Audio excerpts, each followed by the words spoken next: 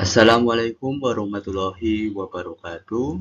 Perkenalkan, nama saya Bagus Gede Patria Putra Yuni Aryo dengan NIM D600230174. Nah, pada kesempatan video kali ini, saya akan mempresentasikan sebuah video dengan judul Pengenalan Sex Education. Nah, apa itu Sex Education? Pada kesempatan ini, kelompok kami ingin memperkenalkan topik yang sangat penting bagi kita semua, yakni Sex Education. Melalui presentasi ini, kami berharap kita semua dapat memperoleh pemahaman yang lebih baik tentang Sex Education serta mengeksplorasi berbagai hal yang mungkin belum kita ketahui sebelumnya. Sex Education adalah topik yang penting dan seringkali dianggap sensitif dalam masyarakat. Ini bukan hanya tentang bagaimana tubuh kita bekerja, tetapi juga tentang hubungan kesehatan dan pengambilan keputusan yang bijaksana. Melalui Sex Education, kita dapat memahami bagaimana merawat diri dengan benar, menghormati tubuh dan batasan kita, serta membangun hubungan yang sehat dan berkelanjutan. Dengan pemahaman yang baik tentang seksualitas, kita dapat membentuk masyarakat yang lebih inklusif, penuh penghargaan, dan mempromosikan kesejahteraan bagi individu-individu di dalamnya. Sebelum kita mulai, kami ingin mengingatkan bahwa pertukaran ide dan diskusi sangatlah diperlukan. Jadi, mari kita buka pikiran kita, ajukan pertanyaan, dan berikan masukan selama sesi ini berlangsung. Kami harap apa yang akan dibagikan di sini dapat memberikan wawasan baru dan memberikan manfaat bagi kita semua.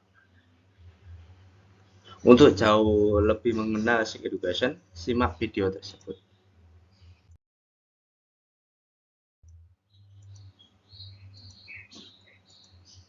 Nah, untuk pengenalan yang lebih lanjut, pendidikan seks atau sex education adalah proses pembelajaran yang dirancang untuk menyediakan informasi, pemahaman, sikap, dan keterampilan yang diperlukan untuk membuat keputusan yang sehat dan bertanggung jawab terkait seksualitas manusia. Tujuan utamanya adalah untuk memberikan pengetahuan yang akurat, mendukung perkembangan yang sehat, serta emosional dan fisik, serta mengajarkan keterampilan yang diperlukan untuk membangun hubungan yang aman dan bermakna. Yang kedua, pendidikan seks berkaitan dengan berbagai topik termasuk anatomi dan fisiologi tubuh manusia, reproduksi, kontrasepsi, hubungan interpersonal, kekerasan dalam hubungan, dan hak reproduksi, identitas gender, orientasi seksual, kesehatan seksual, dan pertimbangan etis terkait perilaku seksual. Ini mencakup pemahaman tentang bagaimana tubuh bekerja, menghormati keberagaman gender dan orientasi seksual, serta menumbuhkan sikap terhormat, kesetaraan, dan penerimaan terhadap individu.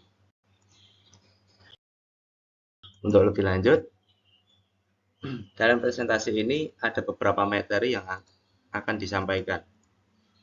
Yang pertama adalah pengenalan nama-nama anggota tubuh, sentuhan boleh dan tidak boleh. Yang kedua adalah macam-macam relasi sosial yang lebih intim seperti pertemanan, persahabatan, pacaran, dan suami istri. Yang ketiga adalah anatomi dan organ reproduksi. Yang keempat adalah hubungan seksual yang sehat. Yang kelima, penggunaan pengaman dan alat kontrasepsi yang baik dan benar. Dan 6, pengetahuan mengenai kehamilan dan pernikahan di bawah 20 tahun. Ketujuh, konsep konses dan etika perhubungan. Yang kedelapan, penyimpangan seksual LGBT. Yang kesembilan, penyakit seksual. Langsung saja kita ke materi pertama. Di sini saya Gentur Arif Wicaksono akan memberikan penjelasan mengenai pengenalan nama-nama anggota tubuh, sentuhan boleh dan sentuhan tidak boleh.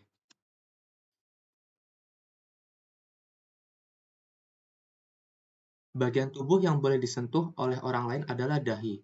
Bagian tubuh lain yang sebaiknya tidak disentuh sembarangan adalah wajah. Ini adalah bagian tubuh yang sebaiknya tidak disentuh sembarangan, apalagi dengan kondisi tangan yang tidak terjaga kebersihannya. Mata. Bagian tubuh ini adalah bagian tubuh yang sangat sensitif. Dengan menyentuh mata dengan tangan yang belum tentu bersih, Anda beresiko memasukkan partikel mikrokotoran secara tidak sengaja. Hal ini dapat menyebabkan iritasi, bahkan goresan pada kornea mata Anda. Telinga. Telinga memiliki bagian dalam yang halus dan sangat rentan terhadap kerusakan. Itulah sebabnya Anda harus menahan keinginan untuk menggali telinga dalam-dalam, meski untuk menghilangkan kotoran. Hidung. Memasukkan jari-jari yang kotor ke dalam lubang hidung alias mengupil dapat membuat bagian tubuh tersebut disusupi oleh kuman berbahaya yang dapat menyebabkan terjadinya infeksi. Bokong atau anus. Anus mengandung ragam bakteri yang dapat menyebabkan penyakit infeksi. Setelah menyeka atau memegang bokong, sebaiknya langsung cuci tangan Anda dengan sabun dan air mengalir sebelum memegang benda atau bagian tubuh lainnya. Pusar. Pusar adalah bagian tubuh paling kotor. Ini karena bagian tersebut menampung jumlah bakteri yang tinggi. Bentuk pusar manusia memang memudahkan untuk mengumpulkan kotoran, yang bahkan dapat menyebabkan bau yang kuat. Kuku. Berbagai jenis kuman dan bakteri hidup di bawah kuku kaki maupun jari.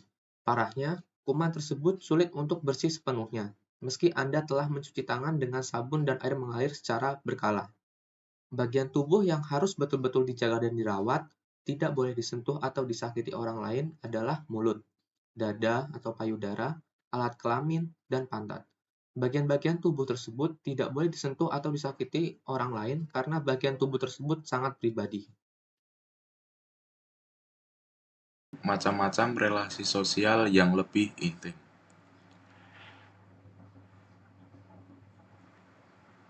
Pengertian relasi sosial. Secara istilah, relasi sosial adalah hasil dari interaksi antar manusia yang sistematik maupun dinamis antara dua orang atau lebih.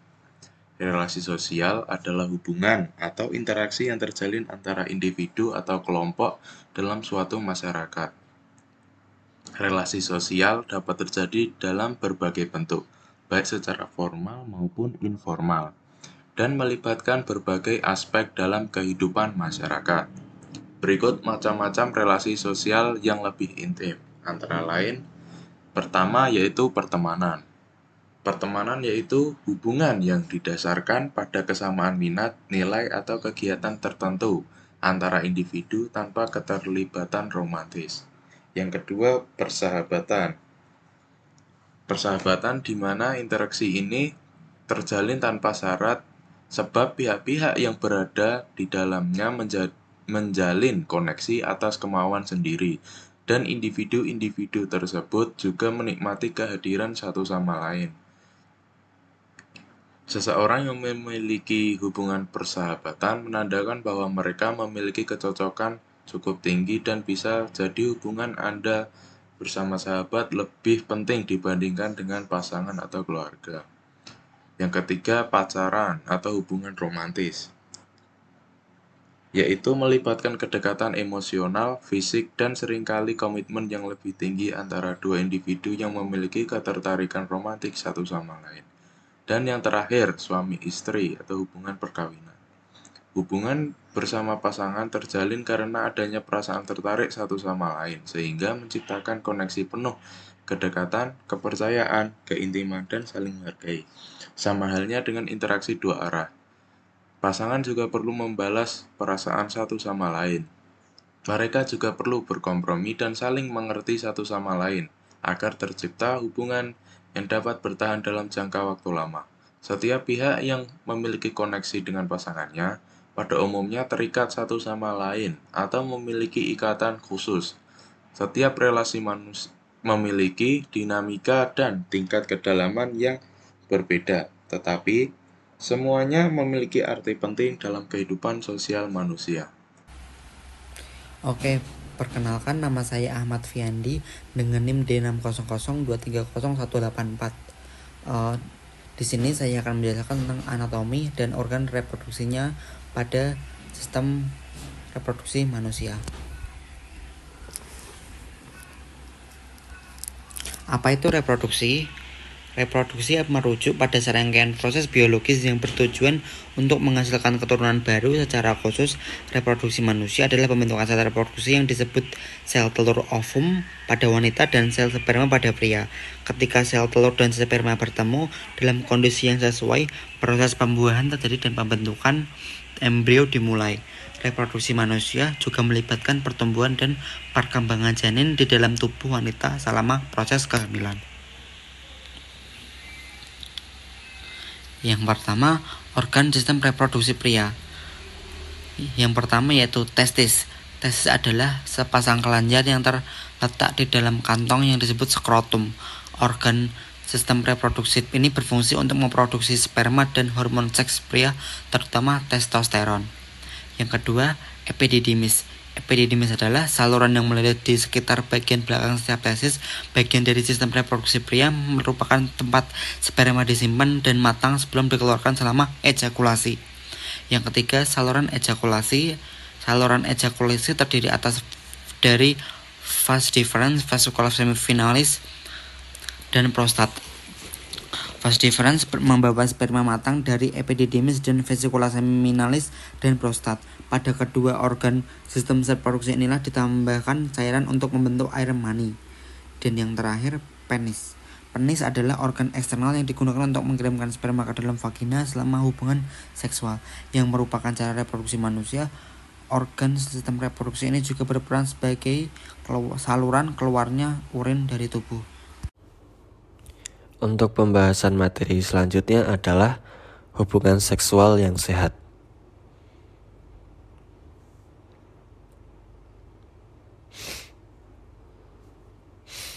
Hubungan seksual yang sehat atau seks sehat adalah hubungan seks yang dilakukan dengan memperhatikan keamanan diri dan pasangan, bukan hanya kepuasan seksual semata.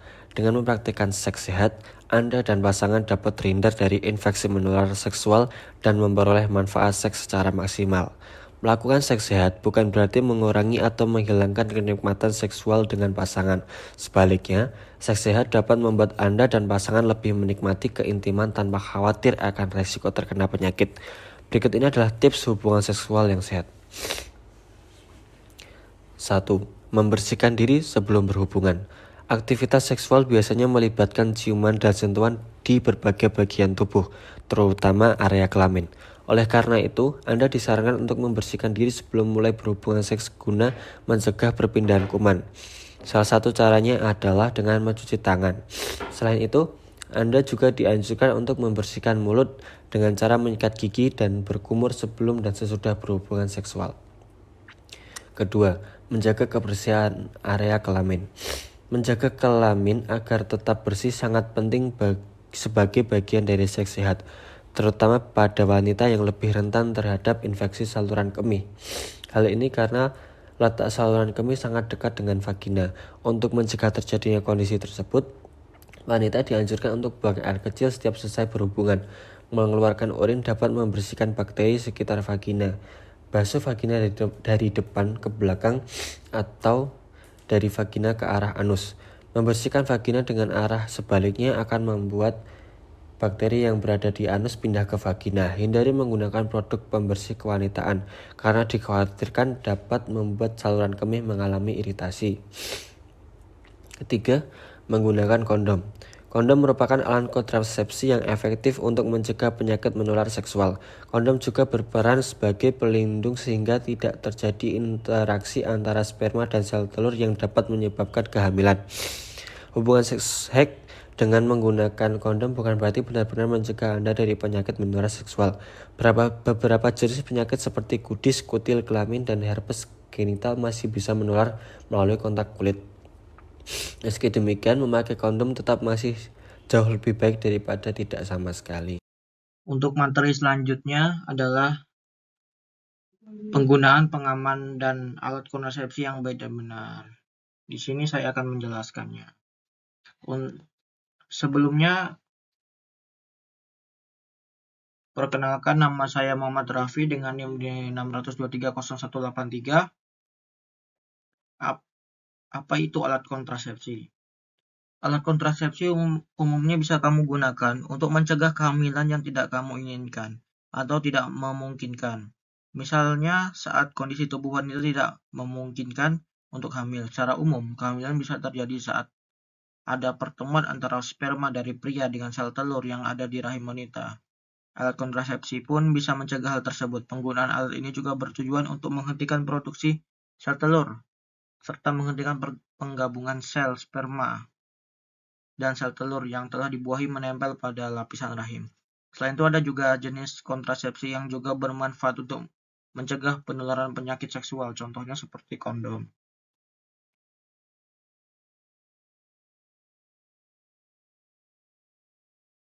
Jenis-jenis alat kontrasepsi terbagi menjadi ke beberapa bagian.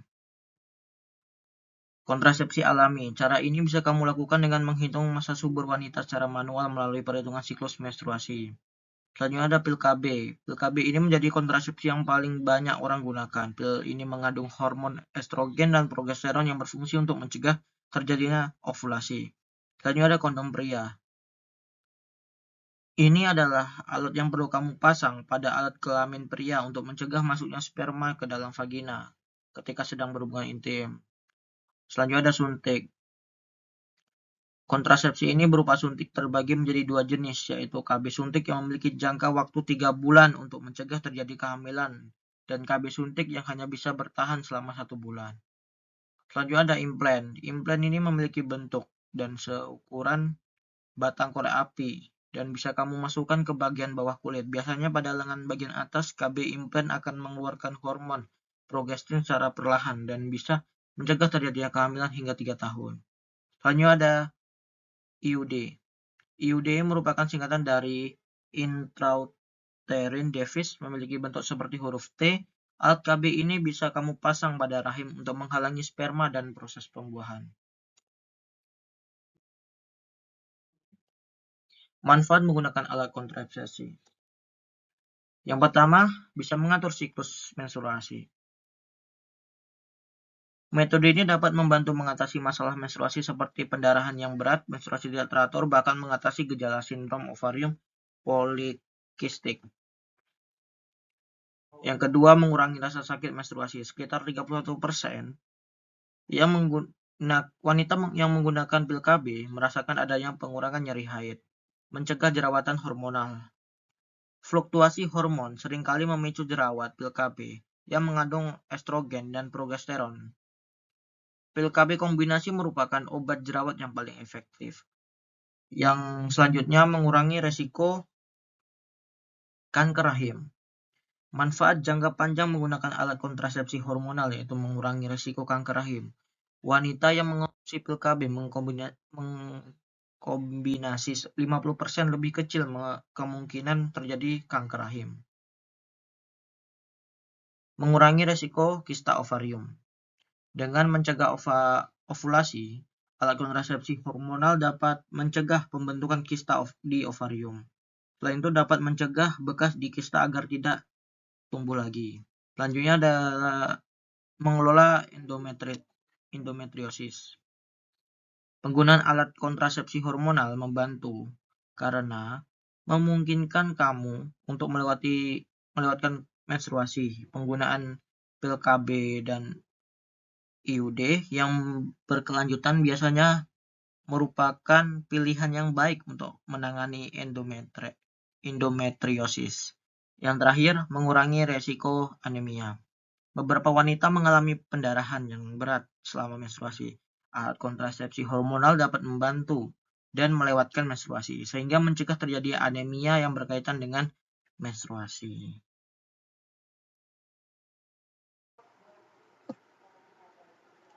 Oke teman-teman, di sini saya akan melanjutkan untuk materi ke-6, yakni pengetahuan mengenai kehamilan dan pernikahan di bawah usia 20 tahun.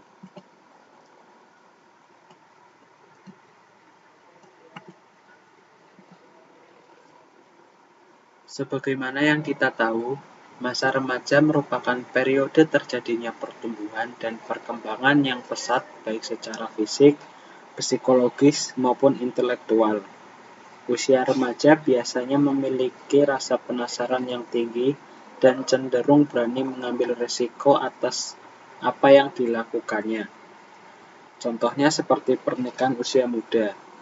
Pernikahan usia muda sangat berisiko karena belum cukupnya kesiapan dari aspek kesehatan, mental emosional, pendidikan, sosial ekonomi, dan reproduksi. Bahkan dapat mempengaruhi pada janin yang akan dilahirkan.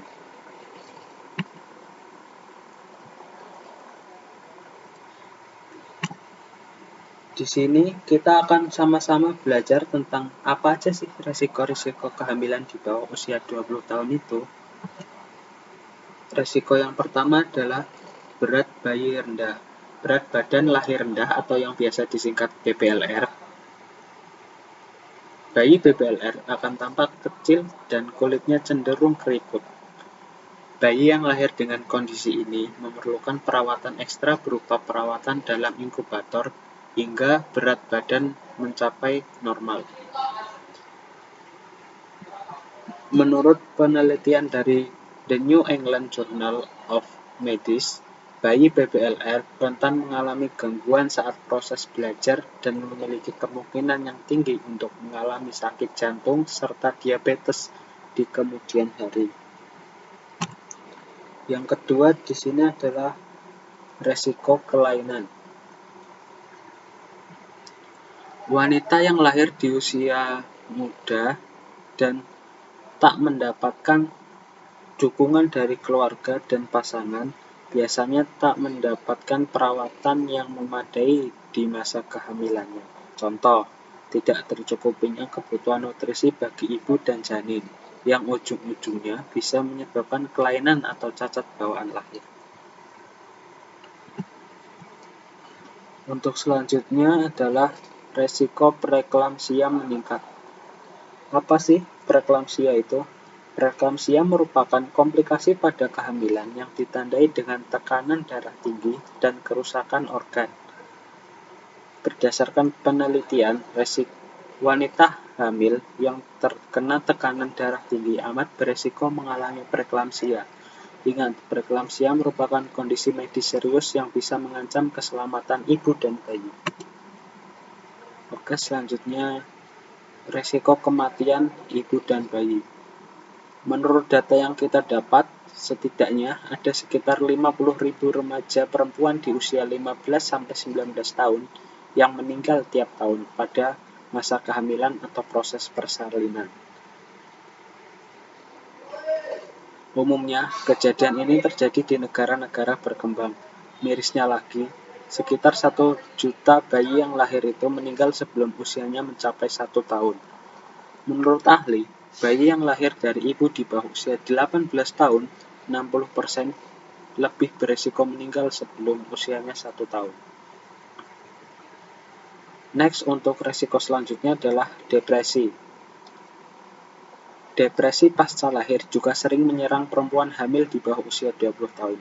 Depresi pasca persalinan atau postpartum depression ini merupakan kondisi serius yang harus segera ditangani. Pasalnya, kondisi ini bisa mempengaruhi kualitas ibu dalam merawat bayi yang baru dilahirkan. Untuk yang terakhir yang biasanya kita dengar adalah kondisi prematur. Kondisi prematur ini bisa dikarenakan kurang matangnya alat reproduksi ibu hamil dan kepedulian dalam menjaga kehamilan.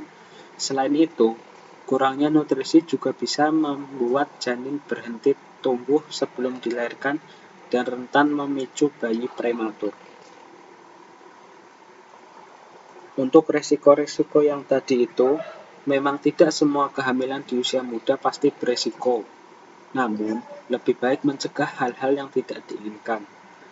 Lalu bagaimana sih tipsnya agar kehamilan lancar? Nah, pastikan untuk rutin melakukan pemeriksaan kesehatan ke dokter kandungan terdekat. Mungkin sekian materi yang dapat saya sampaikan. Untuk materi selanjutnya akan dijelaskan oleh teman saya.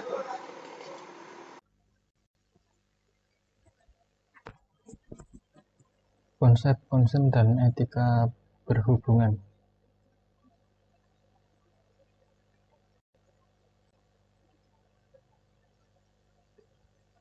Konsen. Konsen adalah persetujuan keterlibatan diri dalam situasi atau aktivitas seksual. Konsen harus dimiliki dari semua pihak yang terlibat, bahkan antara suami dan istri sekalipun.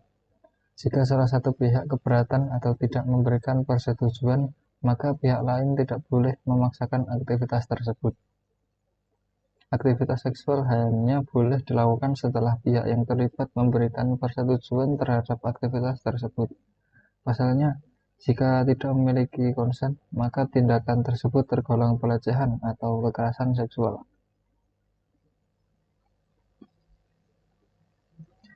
Etika dalam berhubungan. Yang pertama, konsen. penting untuk memastikan bahwa kedua pihak yang terlibat dengan sukarela dan antusias setuju untuk berpartisipasi dalam aktivitas seksual apapun. Persetujuan harus jelas, spesifik, dan dapat ditarik kembali kapan saja. Komunikasi yang terbuka dan jujur sangat penting.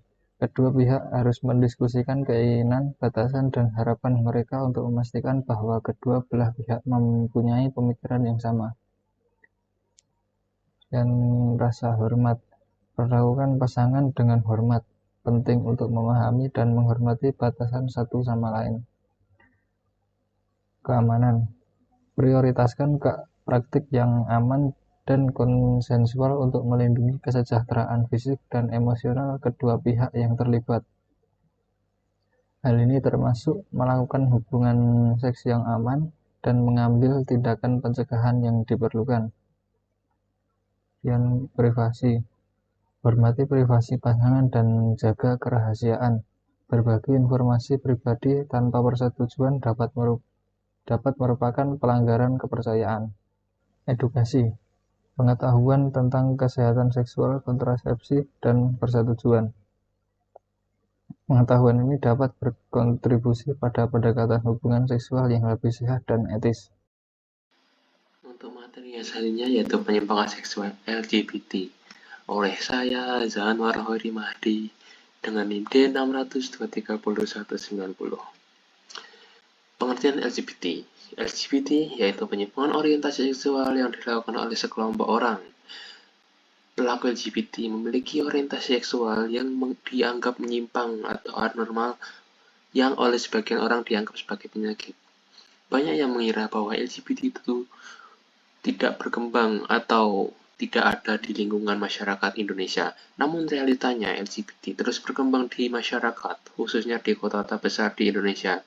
Bahkan kelompok LGBT itu sendiri berupaya agar pemerintah dapat mengakui eksistensi mereka secara sosial, hukum, dengan melegalkan pernikahan sejenis. Perilaku menyimpang tersebut tentunya telah menimbulkan keresahan di tengah-tengah masyarakat. Bahkan keberadaan LGBT menimbulkan kerugian bagi masyarakat.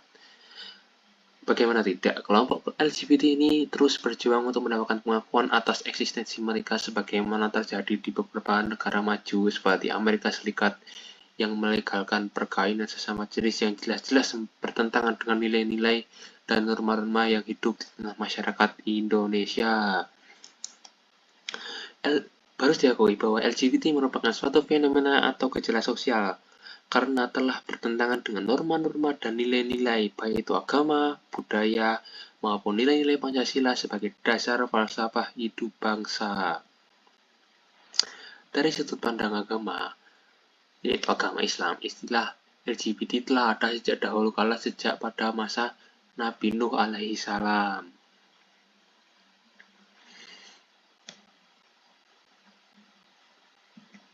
Oke, untuk selanjutnya yaitu dampak-dampak dari LGBT itu sendiri, yaitu dari Profesor Dr. Abdul Hamid Al-Qudah sebagai spesialis penyakit kelamin menular dan AIDS di Asosiasi Kedokteran Islam Dunia menjelaskan beberapa dampak yang ditimbulkan dari aktivitas LGBT itu sendiri, yaitu yang pertama yaitu dampak kesehatan. 78% pelaku homoseksual terjangkit penyakit-penyakit menular dan rentan terhadap kematian.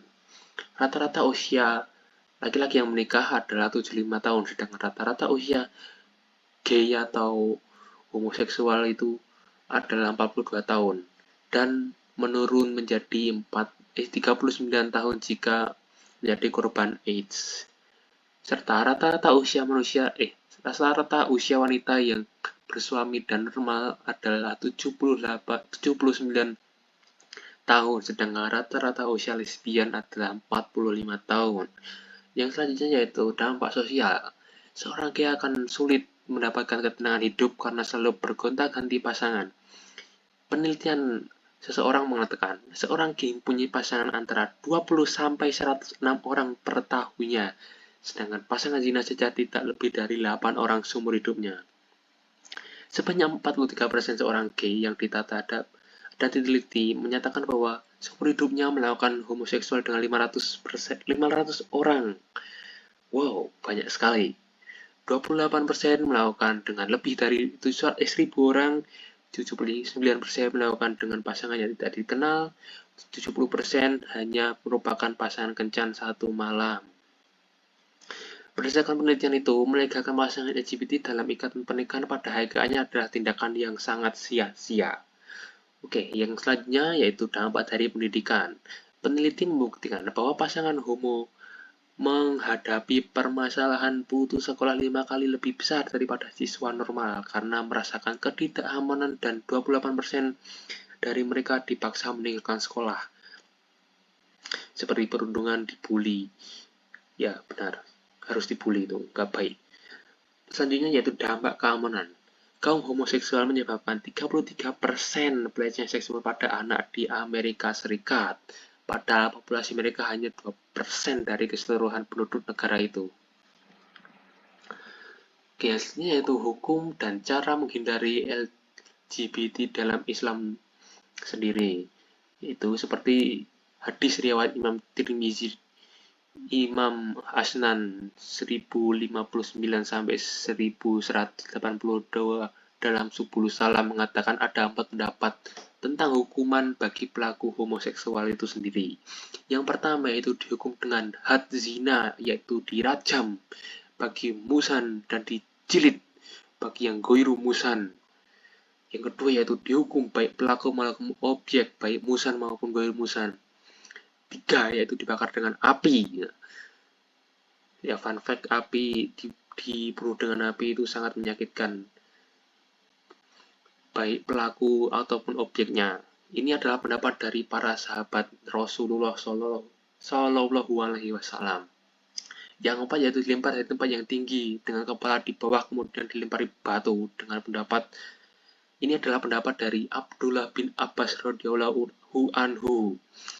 Adapun menurut Imam Abu Hanifah, pelaku homoseksual hanya dihukum takzir ya karena tindakan homoseksual tidak sampai menyebabkan pencampuran nasab, sedangkan takzirnya adalah dimasukkan ke penjara sampai bertaubat atau sampai mati atau meninggal.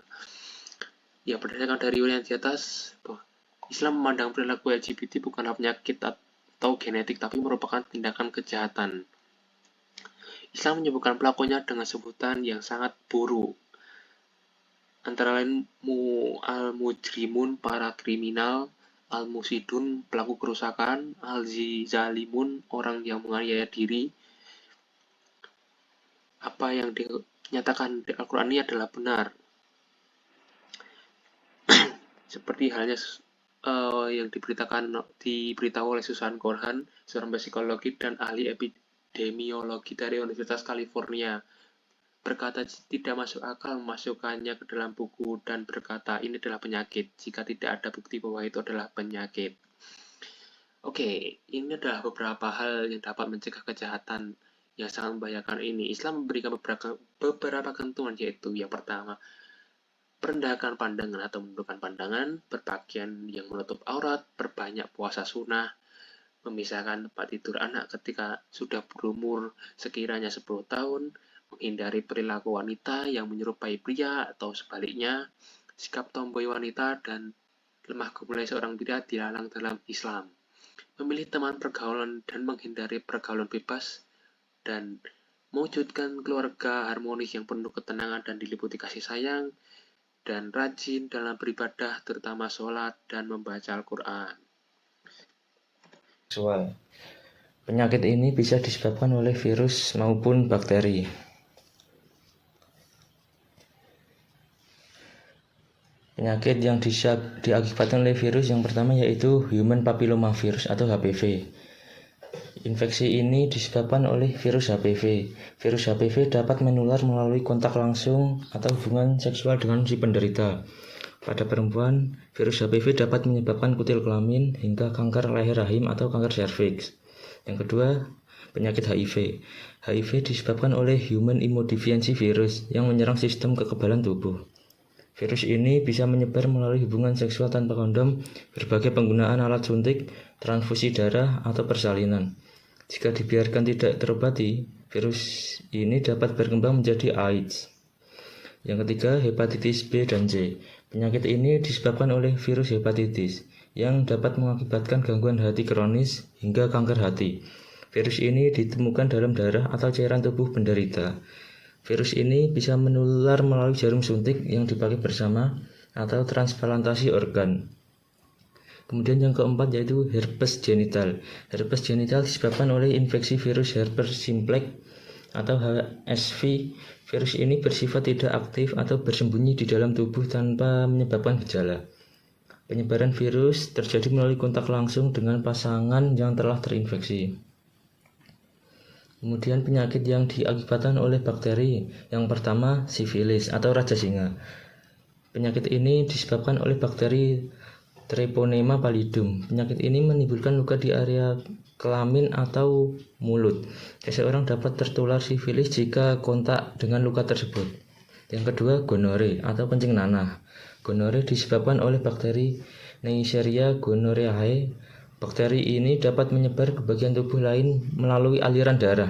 Yang terakhir yaitu chlamydia. Penyakit ini disebabkan oleh bakteri Chlamydia traumatis. Penularan penyakit ini terjadi dari kontak dengan luka di area kelamin. Pada wanita, chlamydia menyerang leher rahim, sedangkan pada pria, infeksi ini menyerang saluran urin di penis.